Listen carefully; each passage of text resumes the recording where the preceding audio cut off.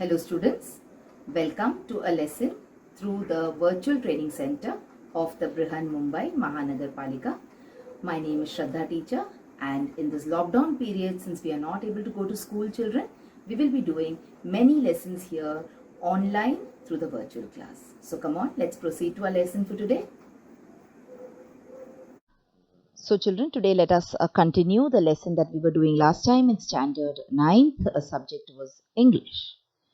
The lesson that we are talking about today is lesson number 3.2 from your English textbooks, that is reading works of art. And we are going to do the second part of this lesson today. Okay, so in the previous part of the lesson, we talked about the two parts which are there in this lesson. So one part was about a very famous painter, Syed Haider Raza. We talked about his life, we talked about his work. We also talked about how his paintings are unique from the other painters of his times. We also talked about the Gond people, that is a Gond tribal people, and how they painted and what are the different things that they wanted to depict in their painting. So we tried to read these works of art which are totally contrasting from each other. That is, the artwork of Syed Raza is in total contrast with the artwork of the other tribals, that is the Gond people. Okay, so today we will talk and we will do lesson number 3.2 part 2. That is the second part of this particular lesson.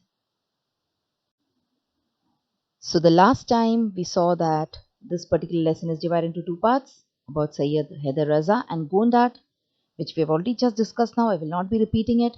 If you want to see the video or if you want to get information in detail, you can always go back and see the previous video that I have loaded about this particular lesson. We also will now take a look as a quick recap at the paintings which were drawn by Syed Haider Raza first, and then we will look at the Gond tribal artwork. So these were the beautiful images which were drawn by Syed Haider Raza. Okay, and you can see that they all have different geometrical shapes and sizes and colors.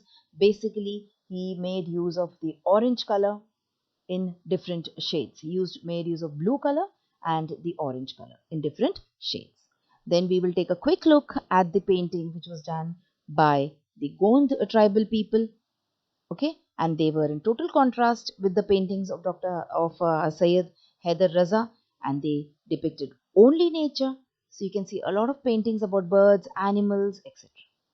So like I just said, if you want to see this in detail, you can go and watch the previous video. Now let us move on and let us talk about the English workshop part, where there are some exercises based on vocabulary, some exercises based on comprehension, and a few exercises based on English grammar. So we start with the very first exercise, which is based on vocabulary. So we are supposed to spot the error in the spelling of these words from the passage, and you're supposed to rewrite them correctly. So this is an exercise which involves the use of the dictionary. Always, children, when you sit to study a lesson in English, you can pick up the dictionary and keep it ready with you, so that if you come across a word which you feel you have not understood, or you do not know in what context you should use it, then you can always check with the dictionary. So to learn a language, the dictionary is your best friend. So come on, I will leave you with this exercise and with your best friend, the dictionary, and let us try to see whether you are able to correct the spellings. And after pausing the video and after trying to find out the correct answers, you can come back and check the answers with mine. So come on, let's check the answers now. So the first word is renowned. Okay, so it is not N-O-U-N noun, but it is N-O-W-N noun. Renowned. And then you have geometric. When we say, we do not say geometric, we say geometric. Alright, you can check out the spelling mistake there. The metric, M-A-T-R-I-C, is also metric when we say matriculation, but here it is the different metric. Then you have painting with a P-A-I-N and not a P-E-N-T. Then you have village with a double L. Here we have a single L in village. Then features, where there is a F-E-A and the F-E-E is wrong. Even though we use FEE to talk about the fine that we pay or the amount that we pay to learn something. That is fee. But here it is FEA. Then you have figures. When you say cigars, it is CIGARS, but figures is FIGURES. That is what makes this language very interesting. Alright, then you have inner with an A, which is wrong. So the inner with the E, which is correct. Then you have medium, which is a simple spelling. All of us know the spelling of medium. Then you have tribal, TRIBAL, tribal. Mythology with MY. Mythology means stories which might be true, which might not be true. There are no concrete evidence stating that these stories are 100% true. Then you have earthen, EARTHEN, earthen. Then you have decided. Circles. See the spelling of circles? So when you say, the way you say a word is also important sometimes when you write the spelling. Some people say circle. Circle is wrong. It is circles. Okay? Then you have achieving, where there is a lot of possibility that we make mistakes. Sometimes I also make a mistake with I and E. So it is the E which comes after the I, not the I which comes after the E in achieving. And then we have different. Okay, so now I've given you all the answers over here. You can check out the answers that you have found from the dictionary. And let me give you a small assignment here. Try to find out 5 more figures, 5 more words which are sometimes misspelled. Okay, so you can use the dictionary and you can try to pick up a word and try to find out how people might be writing this word wrong. So this was the first exercise based on vocabulary. Let's move on and look at the second exercise. Now this is based on comprehension. That is, if you have read the passage properly, if you have tried to understand the meaning of the passage, then surely you will be able to do this passage, do this exercise. So come on, check with your textbooks, try to see whether you will be able to arrive at these answers, and then check with the answers that I'm giving you. So what are the characteristic features of Raza's painting? So they are simple, means they use geometric shapes. Now geometric shapes are a very simple concept. We have been learning about the circle, the square, the triangle, etc. since we were in a very younger age. So it's very simple. Why? Because it is based on geometrical shapes and figures.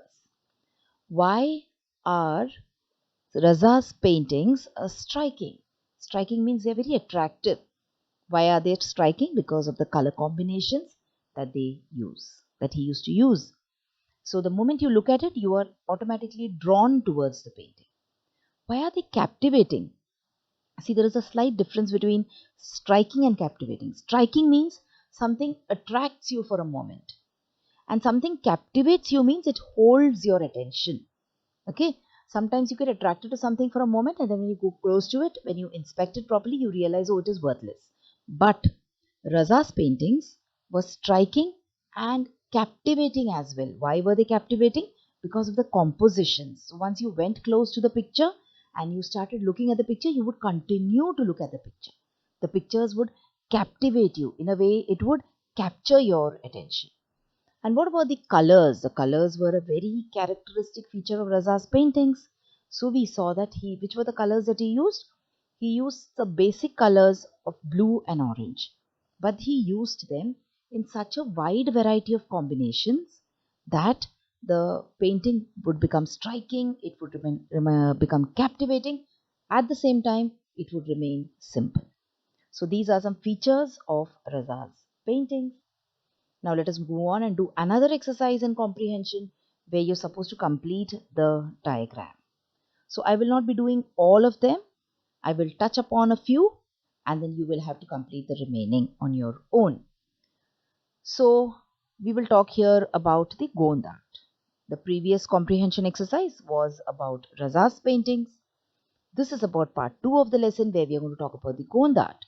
So it was developed and it was preserved by the Gond tribal people who were inhabitants of the central part of India, that is the states of Madhya Pradesh, Maharashtra, Telangana, etc. And the Gond people used the Gond art as a medium of recording, preserving what they used to see. Okay, similarly, look at the other points. Preparing the canvas. So, what was the medium? How do how would they paint? On what would they paint?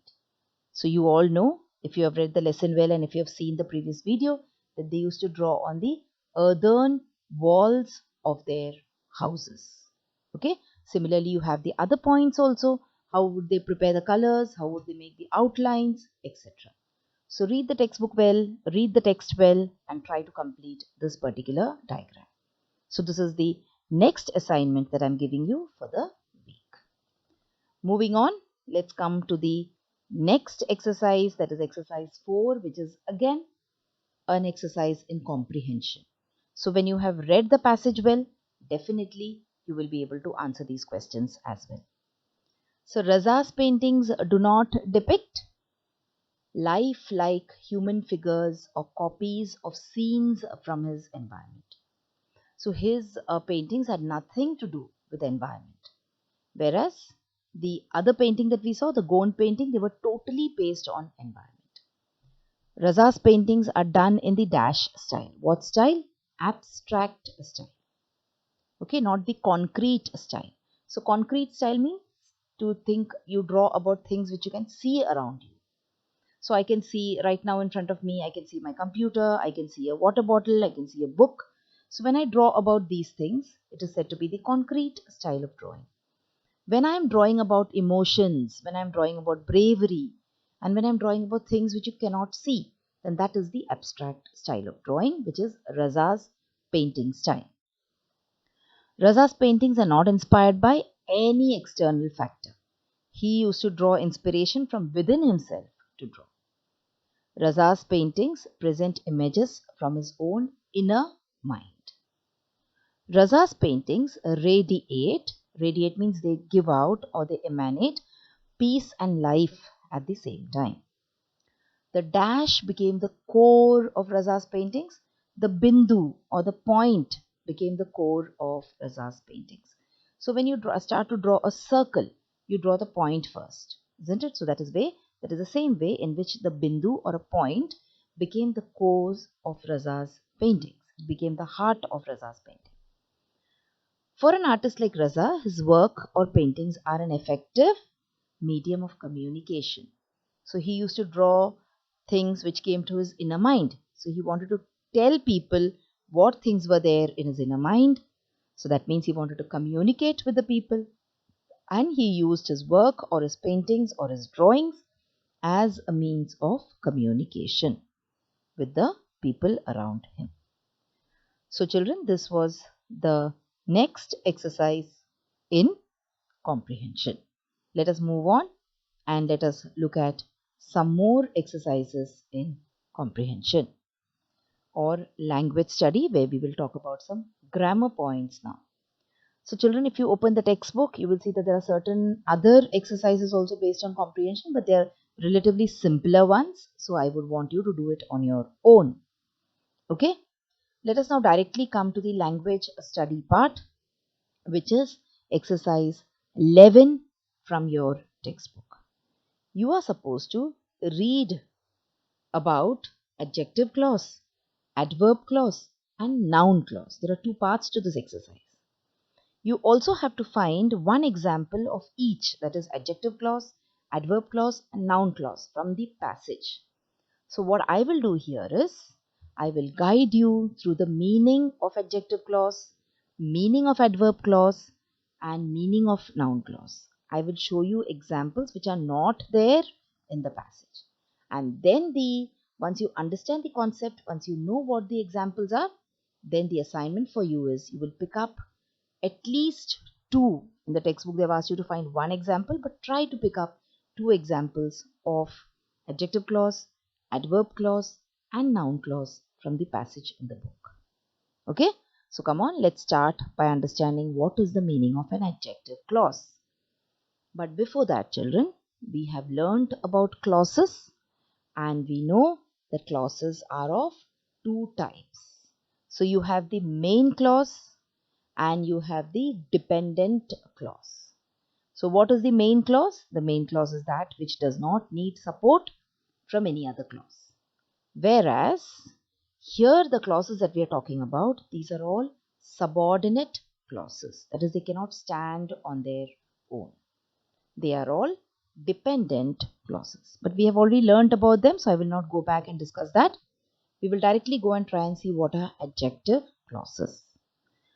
So, what is an adjective clause? An adjective clause is a dependent clause that functions as an adjective. So it is a clause, nevertheless, it functions as an adjective. It acts like an adjective. So what is the work of an adjective? We all know that an adjective modifies a noun or it gives more meaning to a noun or a pronoun. So that is the exact duty of the adjective clause. The adjective clause, it acts like an adjective. It means it modifies the noun or the pronoun. Let us look at a few examples here now. The first example is students who study hard always get good results. So who gets good results? It is students. Which students? Students who study hard. So this clause, this group of words, who study hard always, identifies or it tells us more about the student. Which student? The student who studies hard. He only gets good result. Okay. So here we have a clause which is acting like an adjective and telling us more about the noun, that is the student. So this is an adjective clause. Let us look at a few more examples of adjective clauses. So what does an adjective clause do? It modifies the noun. So come on, let's look at these examples. I saw the man who robbed the bank. So I saw the man. So we are talking about the man, the person here. The noun is the man. Which man are we talking about? The man who robbed the bank. So it is a particular person. So see, I saw the man is a main clause. It is the independent clause. Whereas who robbed the bank is the subordinate clause. But apart from being the subordinate clause, at the same time, it is also giving you more information about man, that is about the noun in the main clause. That is why it is called as an adjective clause. Children, sometimes grammar is a little bit tricky to understand. Okay, so when I say something, you're looking at the image on your screen and you're listening to me as well. But the first time you may not be able to register what I'm saying. So what you should do is pause the video, go back, again listen to what I'm saying and again try to see what I'm trying to explain. Okay, as far as grammar is concerned, you might need to do this. So this is one example of an adjective clause. Let us look at some more examples. The first sentence, the cake that she bought was delicious. So the cake was delicious is the independent clause or the main clause. Which cake? So we are talking about a particular cake. We are talking about the noun, the cake. We are describing it. Which cake? That which she bought. Okay, so the cake which she bought was delicious. The people who live next door are good neighbors. So who are good neighbors? The people who live next door. So we are identifying the people. We are saying these people. We are modifying the meaning of the noun. We are saying that these are the people who are good, not the other ones. The game which was played yesterday ended in a tie. Which game ended in a tie? The game which was played yesterday. Alright. Similarly, we have I visited the town where they met. Alright. So all the words which are written in a different colored patch, they are all adjective clauses. The leaders whom we elect will commence work next week. Do you know the woman whose picture is in the magazine? She will always remember the day when the accident happened. So these are all examples of adjective clauses. So now you know what are adjective clauses. You know what the adjective clause looks like when it is used in a sentence. So please read the textbook again and try to find out two examples of adjective clauses from the passage which is given. Moving on, let's go to the next kind of clause that they want us to learn or read about, and that is the adverb clause. So you know what an adverb is? An adverb tells us more about the verb, or it tells us more about the adjective. So an adverb clause is also that clause which modifies a verb or an adjective or sometimes even an adverb. So the adverb clause is a subordinate or a dependent clause that modifies a verb, an adjective or an adverb. And like an adverb clause tells us where, when, how, why, to what extent and under what condition. So in a way, you can say that these are all the different types of adverb clauses. Adverb clause of place, adverb clause of time, manner, reason, etc. So children, let us look at some examples of the type of adverb clauses. So like I told you, we have adverb clause of time, place, cause, contrast, condition, purpose, result, manner. So an adverb clause of time will answer the question when. Okay, let us look at an example sentence also. So when there is a statement like this, after the fruit is harvested, it is sold in the market. So when is the fruit sold in the market? After the fruit is harvested.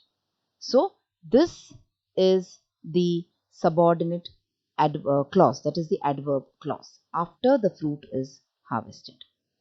Then you have the adverb clause of place, which answers the question where. Okay, so you have this example sentence: wherever there are computers, there is Microsoft software. All right, so you have there is Microsoft software, which is the main clause, and wherever there are computers, which is the subordinate clause, that is the adverb clause. It acts like an adverb. Then you have the cause. Why? What caused it? What was the reason? There you have, I didn't call her because I am shy. Okay, so now you must be knowing which is the adverb clause. So I will not keep repeating and identifying the adverb clauses. So try to identify the adverb clauses here now. Contrast.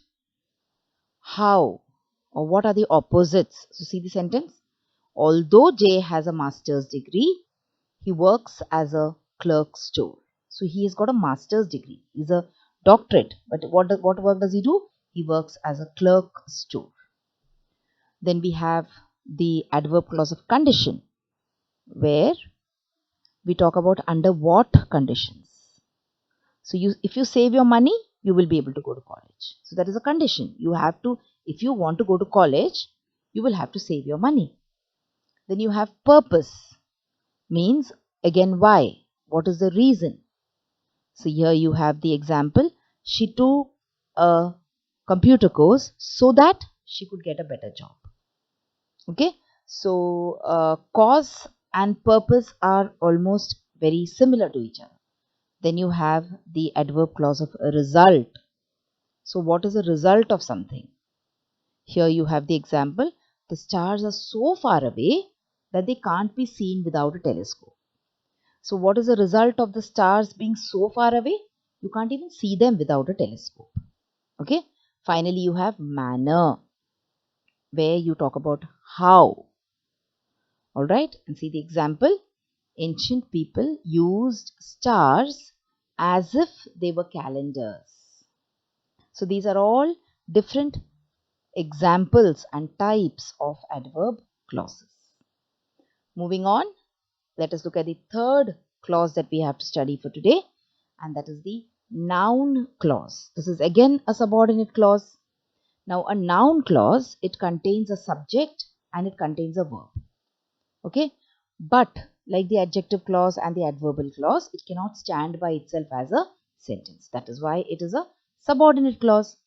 But it must be a part of the complete sentence. If you look at the complete sentence, this noun clause takes the place of a noun.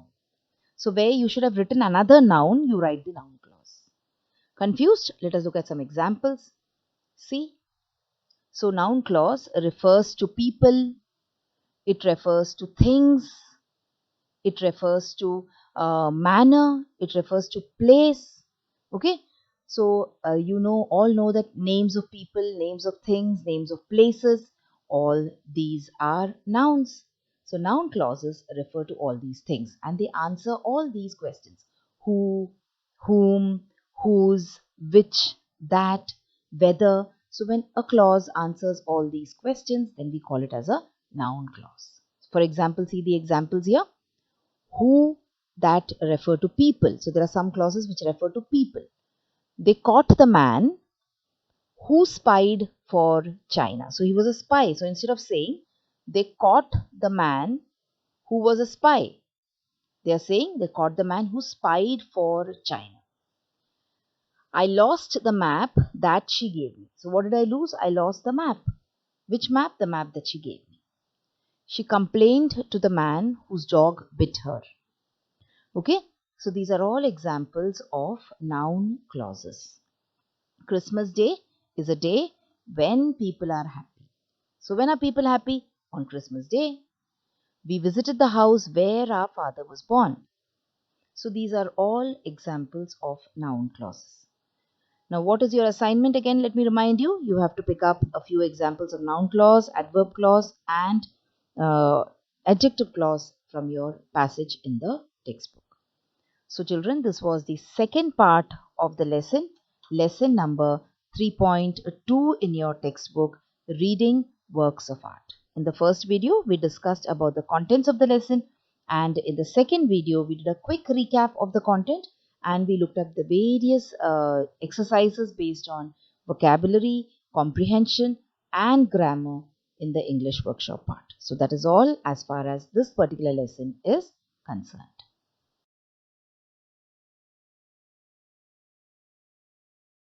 So children, wasn't that a wonderful video? And did you enjoy watching it? So if you want to watch more such videos in future, then please like this video and also subscribe to our channel, the MCGM Portal for Education, and also hit the bell button so that you get notified whenever I upload a new video here. Thank you so much for now. Let's meet again soon.